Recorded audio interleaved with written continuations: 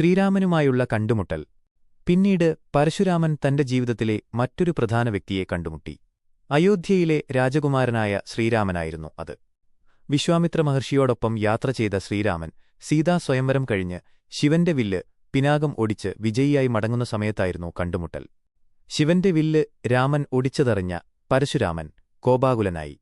തന്റെ ഗുരുവായ ശിവന്റെ വില്ലൊടിച്ചത് ഒരു സാധാരണ ക്ഷത്രിയന്റെ ധിക്കാരമായിട്ടാണ് അദ്ദേഹം കണ്ടത്. പരശുരാമൻ ശ്രീരാമനെ വെല്ലുവിളിച്ചു. തന്റെ കൈയിലുണ്ടായിരുന്ന വൈഷ്ണവചാപം വിഷ്ണുവിന്റെ വില്ലെടുത്ത് രാമനോട് അതിൽ ഞാൺ കെട്ടി അമ്പെയ്യാൻ ആവശ്യപ്പെട്ടു. കോപം ശമിക്കുന്നു. ശ്രീരാമൻ ശാന്തമായി ആ വില്ല് വാങ്ങുകയും അതിൽ ഞാൺ കെട്ടുകയും അമ്പെടുക്കുകയും ചെയ്തു. രാമന്റെ മുഖത്തെ ശാന്തതയും തന്റെ വില്ല് നിഷ്പ്രയാസം കൈകാര്യം ചെയ്യുന്ന ശക്തിയും കണ്ടപ്പോൾ പരശുരാമന് തന്റെ മുന്നിൽ നിൽക്കുന്നത് ഒരു സാധാരണ മനുഷ്യനല്ലെന്ന് മനസ്സിലായി.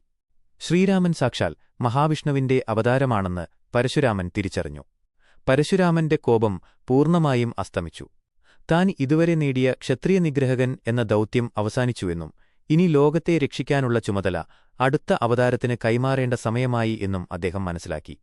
അദ്ദേഹം തന്റെ എല്ലാ ശക്തികളും രാമന് നൽകിയ ശേഷം തപസ്സിനായി പുതിയ ഭൂമിയിലേക്ക് മടങ്ങി. തന്റെ പ്രതികാര ദൗത്യം അവസാനിപ്പിച്ച് പരശുരാമൻ ശാന്തതയുടെ പാതയിലേക്ക് തിരിഞ്ഞു. അദ്ദേഹം ഇന്നും ഭൂമിയിൽ ചിരഞ്ജീവിയായി തപസ്സു ചെയ്യുന്നുവെന്നാണ് വിശ്വാസം.